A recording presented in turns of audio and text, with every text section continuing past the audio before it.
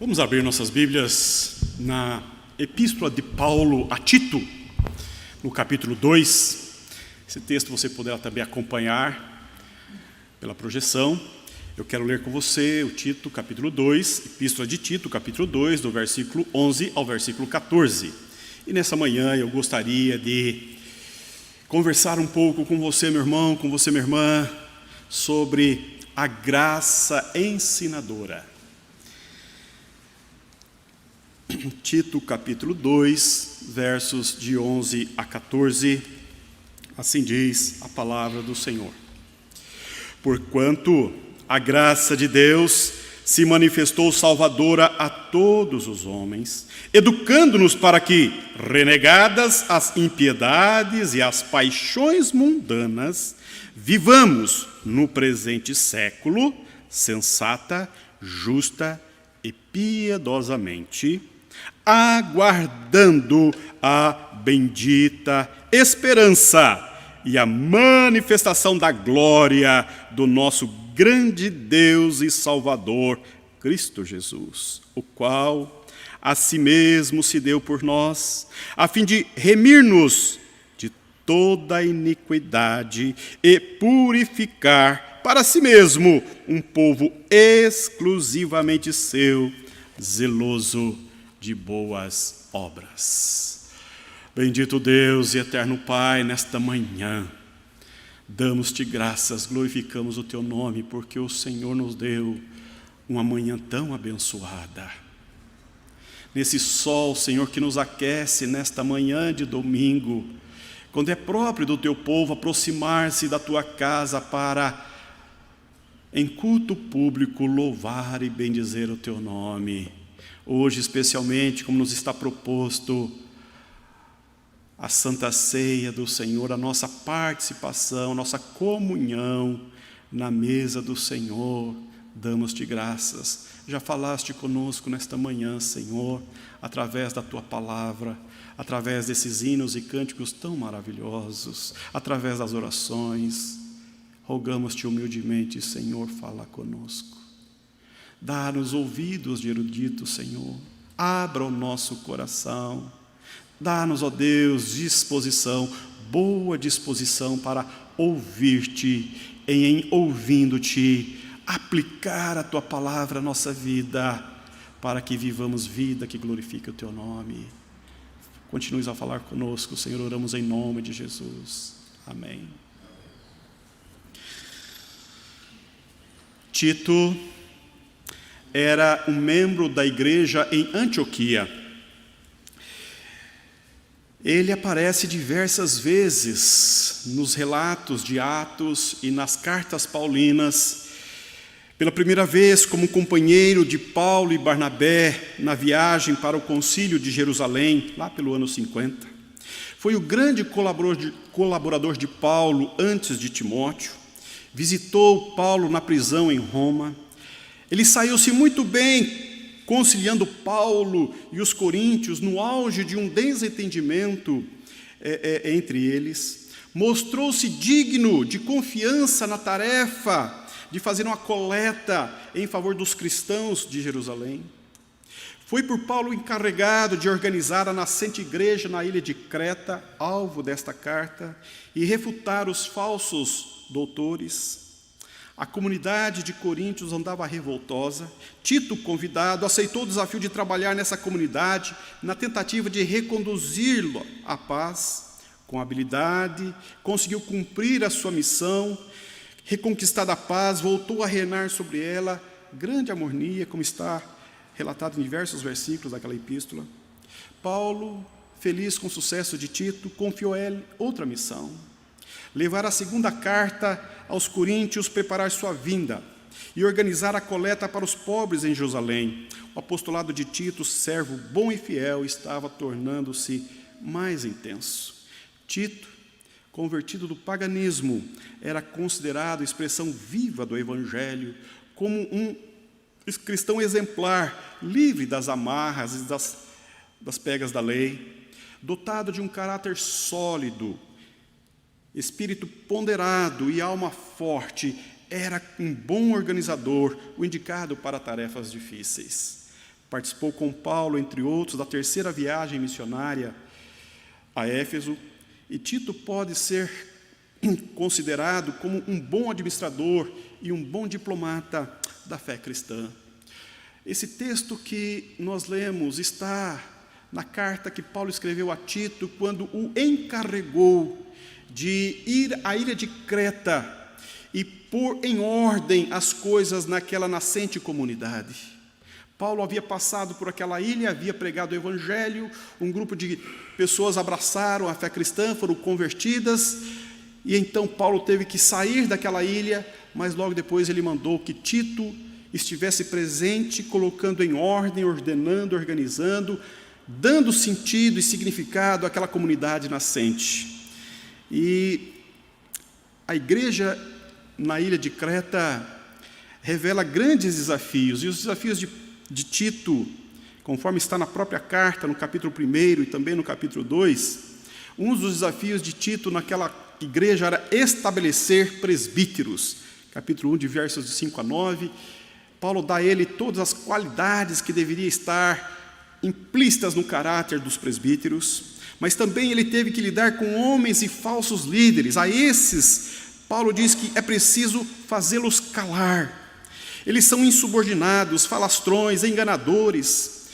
Paulo diz que os cretenses são mentirosos contumazes, feras terríveis, ventres preguiçosos. No versículo 14 do capítulo 1, ele diz que homens desviados da verdade, têm mente e consciências corrompidas, são abomináveis, desobedientes e reprovados para qualquer obra, porque dizem conhecer a Deus, mas a vida não corresponde com aquilo que diziam crer. Orientações a esse grupo, ele diz que é preciso fazê-los calar. Ele dá uma repreensão severa, para que eles não se preocupem com fábulas, nem com ordenanças descabidas. Paulo também dá orientação a Tito acerca dos homens idosos. A esses ele diz que eles deviam ser temperantes, respeitáveis, sensatos, sadios na fé, sadios no amor e na vivência. As mulheres idosas, Paulo fala a Tito que eles deveriam ser sérias no procedimento, não caluniadoras, não alcoólatras, que sejam mestras do bem, instrutoras das mulheres mais novas no trato com a família, que sejam sensatas, honestas, boas donas de casa, bondosas, boas administradoras dos laços familiares. Aos jovens, a orientação de Paulo a Tito é que eles sejam criteriosos em todas as coisas. Aos escravos e servos, a orientação de Paulo a Tito é que eles sejam obedientes, não respondões, sejam leais e fiéis, sejam pessoas confiáveis. E então, no início do capítulo 1, Paulo diz: tu, porém, fala o que convém à sã doutrina. Essa era uma preocupação do apóstolo Paulo. O apóstolo Paulo está preocupado com aquela igreja, com as questões éticas, com os valores éticos que deveriam estar presentes nos relacionamentos daquela comunidade, no relacionamento daquela comunidade com o mundo, que eles pudessem ter uma vivência profunda, arraigada no evangelho da graça de Cristo. E então ele dá essa ordem expressa a Tito: fala o que convém à sã doutrina. João Calvino, comentando esse texto, ele vai dizer: o pastor necessita de duas vozes, uma para ajuntar as ovelhas e outra para espantar os lobos e ladrões. A Escritura provê os meios de fazer ambas as coisas, e aquele que tem sido corretamente instruído nela será capaz tanto de governar os que são suscetíveis ao aprendizado, quanto a rejeitar os inimigos da verdade.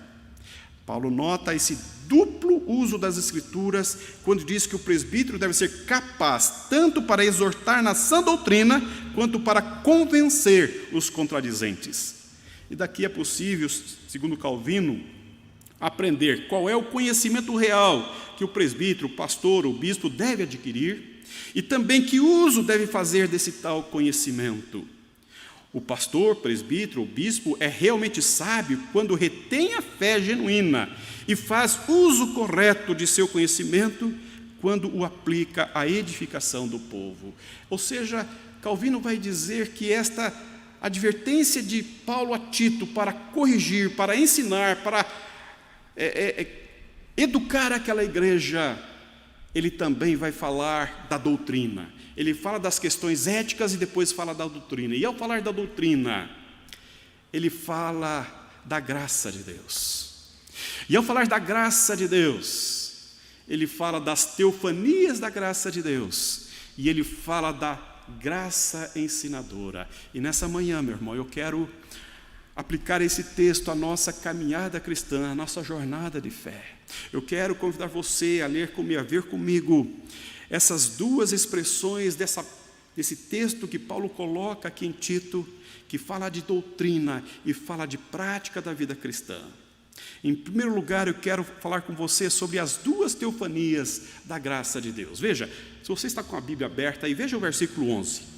No versículo 11, o apóstolo Paulo vai dizer que a graça de Deus se mostrou salvadora a todos os homens. E no versículo 13, ele vai dizer, aguardando a manifestação da glória do nosso grande Deus e Salvador, Cristo Jesus. O apóstolo Paulo está falando das manifestações da graça de Deus. Ele está falando do já e do ainda não. Ele está olhando para trás, dizendo aquilo que Deus manifestou da sua graça, e ele está falando do que Deus vai manifestar da sua graça. Ele está falando do que já aconteceu e do que ainda vai acontecer. Ele está falando da graça salvadora que foi revelada especialmente na pessoa de Jesus Cristo, na sua encarnação, no seu ministério, na sua vida, na sua morte, na sua ressurreição, e as implicações da morte de Cristo ao povo de Deus. E ele está falando também daquilo que ainda vai acontecer, que é da segunda vida de Cristo, a parousia,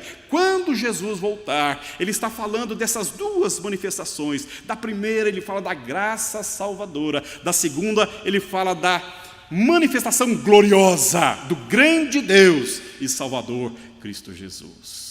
E entre uma e outra, ele fala da graça que ensina. O já e o ainda não. Já foi salvo, mas ainda não foi para o céu. Já foi justificado, mas ainda não foi glorificado. Já tem o seu nome escrito no livro da vida, mas ainda não goza da plenitude da eterna vida. Já é cidadão do céu, mas ainda não foi promovido para a glória eterna. Cristo já realizou a sua obra redentora, mas ainda não a consumou. E Cristo, e ele está falando dessa tensão entre o que já se manifestou e o que ainda não aconteceu. E é essa tensão entre o que já é fato histórico e o que ainda não é, ainda é promessa. E ele fala da graça salvadora. No versículo 14, veja o que ele fala da graça salvadora. O qual a si mesmo se deu por nós, a fim de remir-nos de toda a iniquidade e purificar para si mesmo um povo exclusivamente seu, zeloso de boas obras.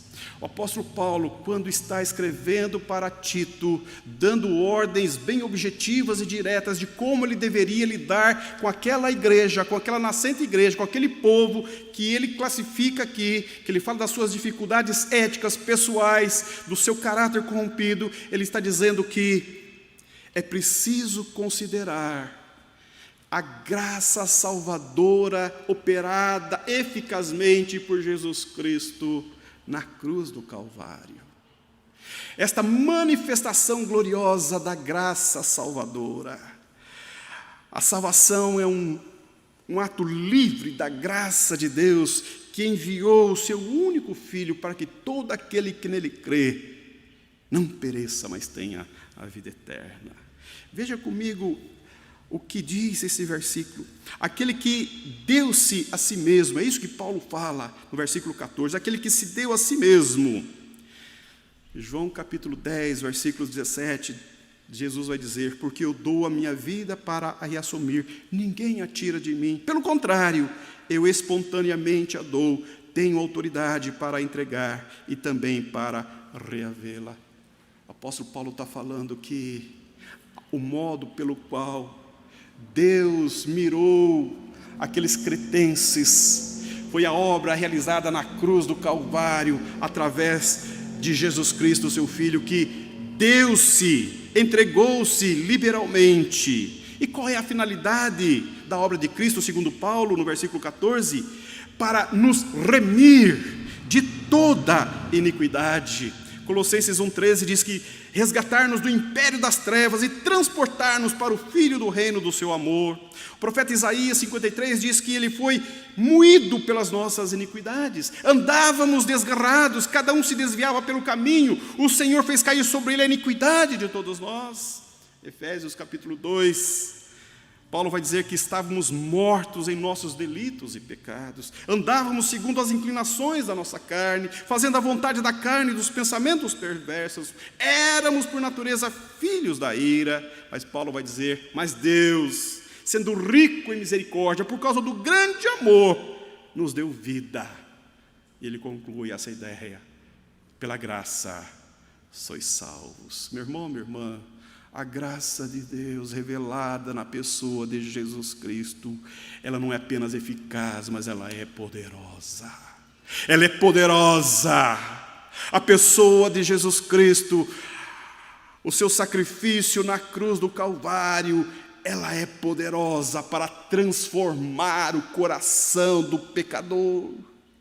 Este amor desmensurado, descomensurado, esse amor desmedido de Jesus na cruz do Calvário é uma expressão maiúscula da graça de Deus em favor de pessoas pecadoras quanto essas que Paulo está aqui escrevendo a Tito.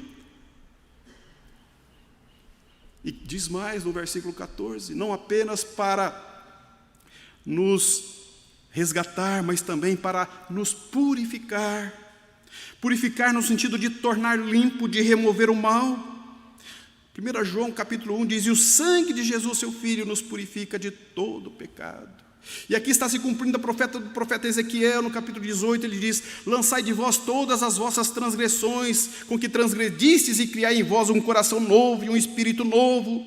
Pois por que morreríeis, ó casa de Israel? E no capítulo 36, versículo 16, a promessa de Deus está aqui, em Ezequiel, sendo cumprida na pessoa de Jesus, dar-vos-ei coração novo, e porei dentro de vós espírito novo, tirarei de vós o coração de pedra, e vos darei coração de carne. Veja que Paulo está escrevendo no versículo 14 desse texto que lemos, que a obra salvadora em Jesus Cristo, que Jesus redimiu-nos, purificou-nos, e ele continua, para tornar um povo para si, exclusivamente seu. Esta ideia que Paulo está trazendo aqui, ele está mirando aquelas pessoas, homens, mulheres, idosos, aqueles falsos líderes, aqueles que seriam presbíteros daquela igreja, ele está mirando aquele povo e está dizendo, Jesus deu a sua vida por eles, Jesus resgatou-os na cruz do Calvário, para que eles se tornassem para si um povo exclusivamente seu. E 1 Pedro capítulo 2, versículo 9, parte A, Pedro vai dizer, vós, porém, sois raça eleita, sacerdote real, nação santa, povo de propriedade exclusiva de Deus. Meu irmão, minha irmã, nessa manhã eu preciso dizer isso para você. A igreja não é do mundo. A igreja não é para si mesma. A igreja não é um povo que vive a partir de si própria. A igreja tem uma identidade. A igreja tem um dono. A igreja tem uma referência. A igreja nasce a partir da obra maravilhosa de Jesus na cruz do Calvário. Ele a resgatou para si, Ele a purifica para si, Ele a torna pura para si. Um povo exclusivo, um povo próprio, exclusivamente seu. Ele está falando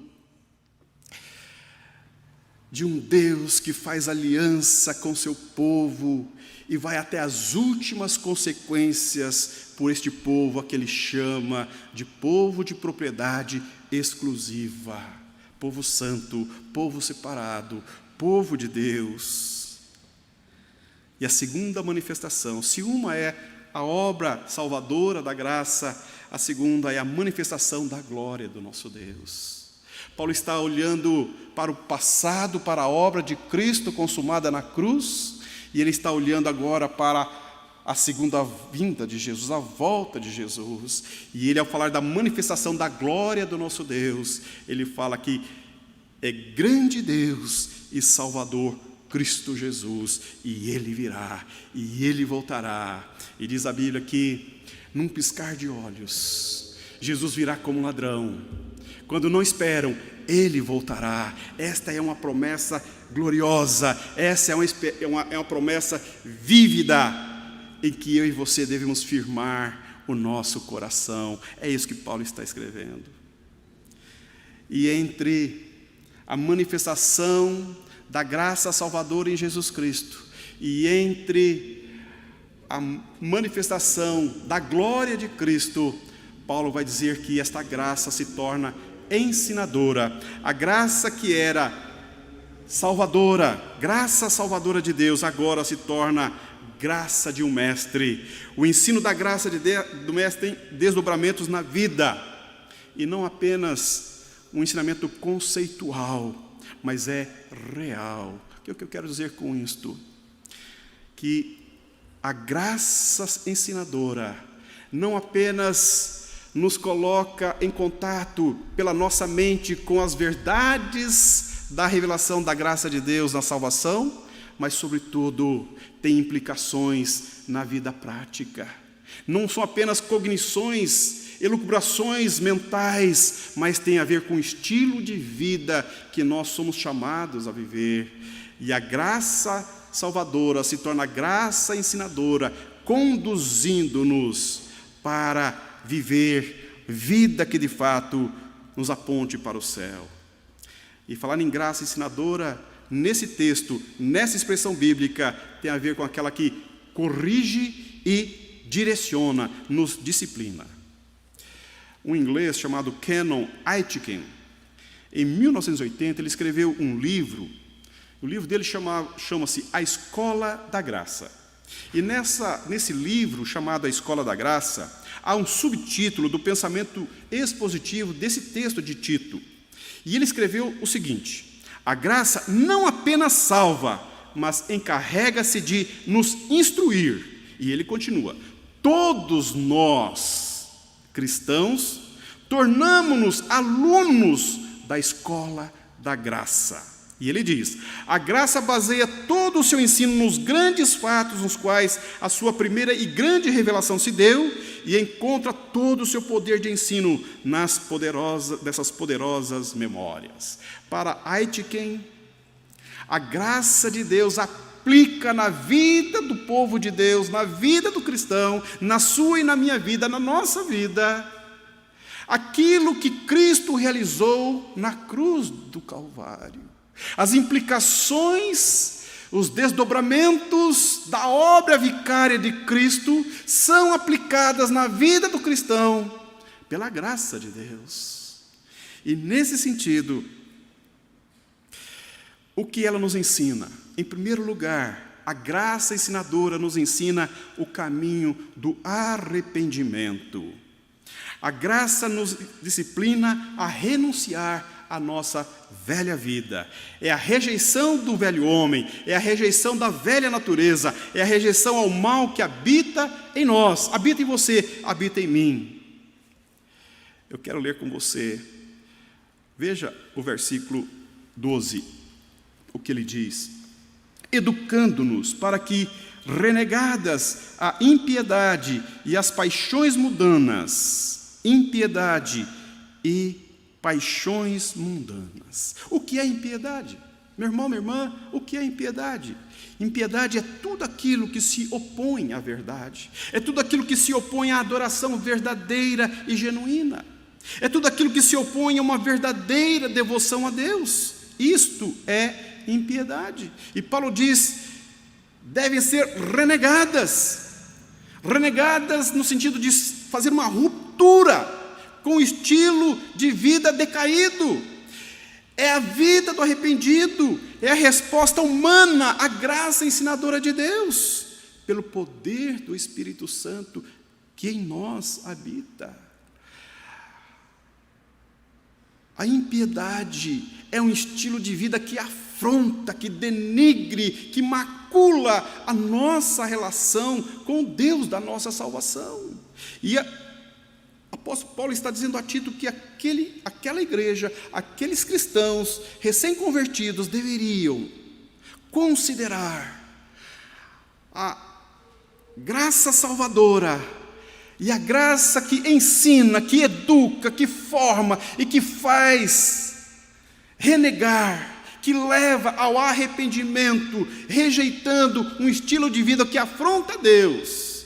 E ainda ele fala das paixões humanas. Não apenas a impiedade deve ser renegada, mas também as paixões humanas. Ele está falando de atos externos que saem de nós, atos que estão sendo manifestos na vida da impiedade, mas ele também fala das paixões humanas que estão enraizadas, que estão incrustadas no mais íntimo do ser humano. Ele está falando que nós devemos enfrentar corajosamente essas situações de antivida que habita em nós. Paixões humanas têm a ver com as nossas afeições arraigadas em nosso íntimo, tem a ver com tudo aquilo que afeta a nossa volição. São desejos sórdidos, aninhados no interior do ser humano, que, via de regra, por pura covardia, não se nomina, não se trata. Pelo contrário, é atendida, é satisfeita numa vida secreta e imunda. O apóstolo Paulo está falando deste cuidado, deste zelo, desta ocupação que deve ter a sua e a minha mente, o seu e o meu coração, a nossa vida ser tratada na nossa condição, seja da impiedade e seja das paixões imundas, das paixões mundanas. Ele está falando daquilo que nós apresentamos, e está falando daquilo que está oculto, escondido dentro de nós. Ele está falando do mal que nós exalamos e do mal que nós guardamos. Ele está falando que a graça de Cristo nos ensina a lidar com isto. Você entende o que Paulo está dizendo aqui? Nesta manhã, eu e você vamos participar da mesa do Senhor. E na mesa do Senhor, o apóstolo Paulo, escrevendo aos Coríntios, ele diz: examine-se, pois, a si mesmo. Examine-se, pois, a si mesmo. O apóstolo Paulo está chamando, fazendo uma advertência severa. Tenha coragem de olhar para si mesmo. Diante da mesa do Senhor, diante do sacrifício do Cristo vicário,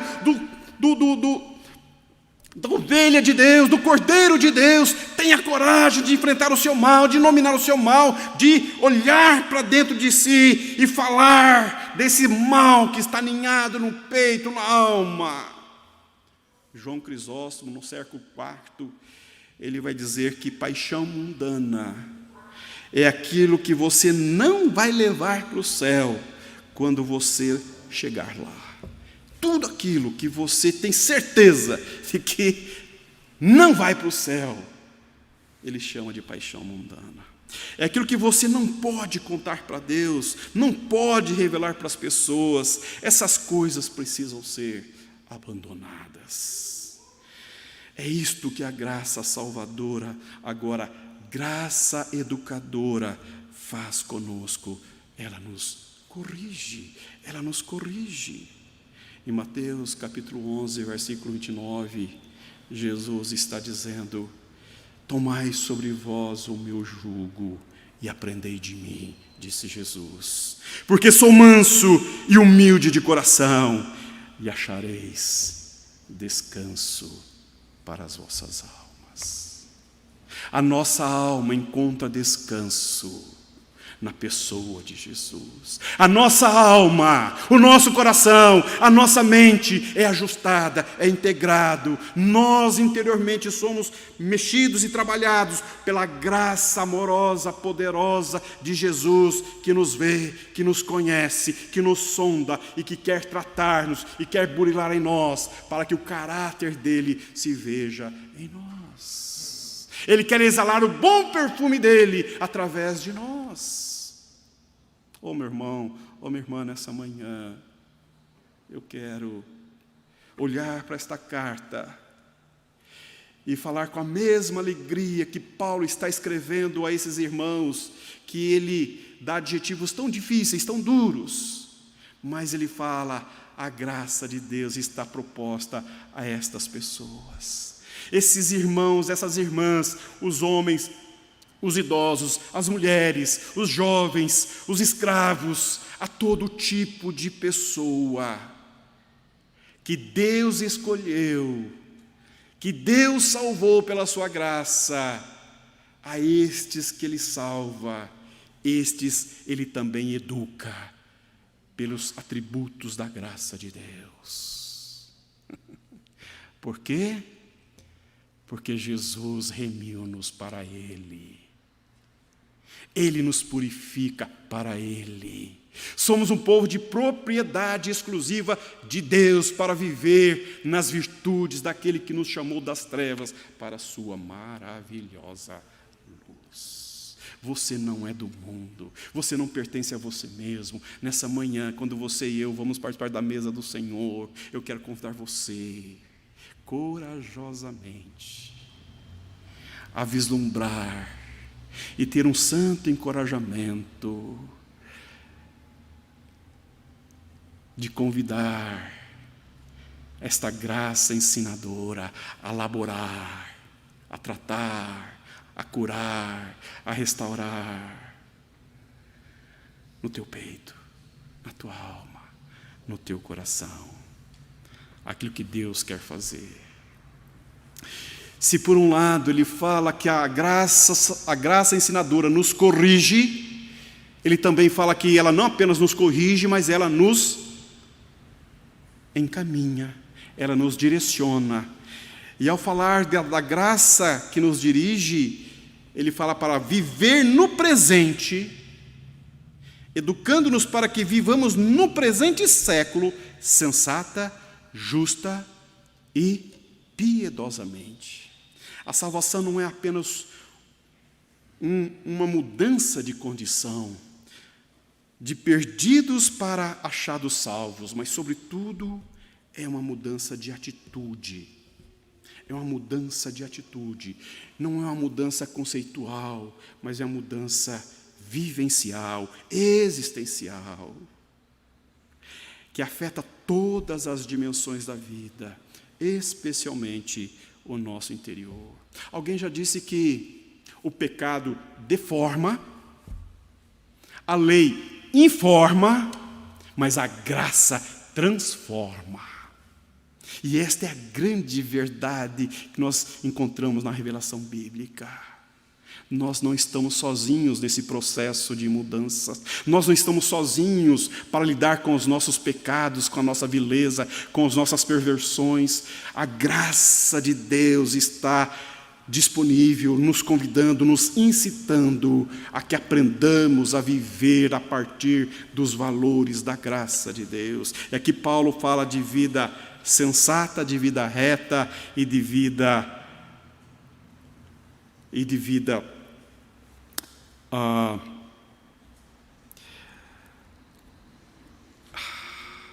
devota, devoção. Se ele fala de vida sensata, ele está falando de uma vida que tem a ver comigo, com os predicados que eu possuo, que eu tenho, que eu revelo. Se ele fala de vida justa, tem a ver com a minha vida em relação ao meu próximo.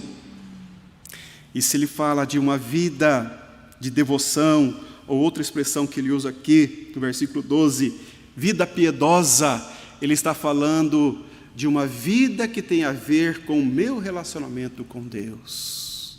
Então, Paulo está falando de 3 perspectivas que a graça nos ensina a viver melhor conosco, a viver melhor com o próximo e a viver uma vida ajustada com Deus.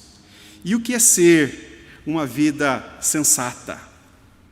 Vida sensata, sensatez é ser ajuizado, conciliador, judicioso, moderado, ordeiro, sério, sisudo, discreto, equilibrado. O que significa ser que demonstra bom senso, que demonstra equilíbrio, que se comporta ou pensa de maneira cauteloso, que é precavido, que demonstra prudência, convicto em seus costumes, que age com seriedade e certeza, uma pessoa séria, que se comporta de modo coerente, que age com discrição, que é uma pessoa discreta. Isso tem a ver com o que é ser sensato, justo. Ser uma pessoa justa significa ser considerado puro diante de Deus. Viver segundo as normas da justiça e da moral. O que vive honestamente, em conformidade com a justiça, com a razão, em quem há equidade, que julga ou se comporta imparcialmente, que não toma partidos, que se pauta em bons argumentos, que tem bons motivos, que é legítimo, que expressa exatidão, que expressa precisão, é a pessoa exata, que tem em consideração a verdade, que é a pessoa razoável, que está bem ajustado, aquele que vive de modo exato, que é preciso, afinado, ajustado, imparcial, reto, honesto, puro, íntegro, razoável. Meu irmão, minha irmã, são essas virtudes que a graça de Deus opera na vida do povo que é exclusivamente de Cristo. E ele termina falando da esperança. Veja o versículo 13, ele começa dizendo, aguardando a bendita esperança. Paulo está dizendo, a graça de Deus, ela está pontuada na história, olhando para o passado, aquilo que Cristo realizou por nós. E ele fala, a graça de Deus é gloriosa porque nos aponta para a gloriosa redenção, quando nós seremos chamados para viver eternamente com Deus. Quando Cristo voltar, quando Cristo se manifestar na sua segunda vinda, todos nós estaremos com Ele eternamente na glória, exceto aqueles que já morreram antes da segunda volta de Cristo. A esses Jesus já voltou. E ele diz que nós devemos viver a vida cristã, e a graça nos ensina a viver a vida cristã, olhando para o passado, para a obra redentora, e aguardando com viva esperança a volta de Jesus. John Stott diz que a característica do povo de Deus é a esperança da vida eterna. Paulo vai dizer que aquilo que se espera não é aquilo que se vê, porque aquilo que se vê, como se espera? Mas nós aguardamos no Deus que é fiel, naquele que empenhou sua palavra, e Ele há de cumprir aquilo que Ele prometeu ao seu povo. Meu irmão, minha irmã, eu quero concluir nessa manhã, esta rápida palavra que estamos em tempos de pandemia, estamos vendo a nossa cultura um mal crescente vertiginosamente. Estamos assistindo aí pelas notícias, pelas mídias sociais, pelos jornais, pela televisão, uma crescente onda do mal. O mal é uma onda que cresce galopante, é como uma onda que vai se tornando uma onda gigante. E essa onda gigante vai a passos largos, aceleradamente, batendo contra as estruturas postas, e vai derrubando, e vai destroçando, e vai causando um grande prejuízo. Estamos assistindo aí o que o pessoal chama de feminicídio. Tantos absurdos acontecendo dentro de casa. Esta onda de violência que é inominável, que se vê nas ruas, que se vê nas esquinas, que se vê dentro de casa. Famílias que antes estavam ajustadas, integradas, estão prejudicadas, deterioradas, relacionamentos quebrados, partidos, corações fechados, uma animosidade dentro de casa, palavras difíceis, palavras duras, sentimentos facciosos, sentimentos de dor, de perda, de ruptura. Vivemos numa cultura em que o mal cresce vertiginosamente. E Paulo está nos dando nesta manhã esta palavra pastoral, esta palavra bendita, dizendo a você e a mim e a você, a todos nós essa manhã, A graça que é salvadora também é uma graça ensinadora. E nesta manhã, o convite da graça de Deus a mim e a você é que queiramos nós, continuando sermos tocados, burilados, transformados por essa graça ensinadora, por essa graça transformadora, por essa graça maravilhosa. Olhando firmemente para o autor e consumador da nossa fé. Não fazendo onda, não fazendo coro nesta onda de violência, de discórdia, de tragédia, que vem como aquela figura do ladrão, que vem para matar, roubar e destruir. Mas que sejamos daqueles que são chamados por Jesus a terem vida e vida em abundância. Que Deus abençoe o seu coração. Que Deus abençoe a tua alma. Que Deus abençoe a tua casa. Que Deus abençoe a nossa igreja. Que vivamos plenamente expostos a esta graça maravilhosa que nos ensina a renegar o mal e a viver uma vida justa, sensata e piedosa para a glória de Deus. Vamos cantar um hino.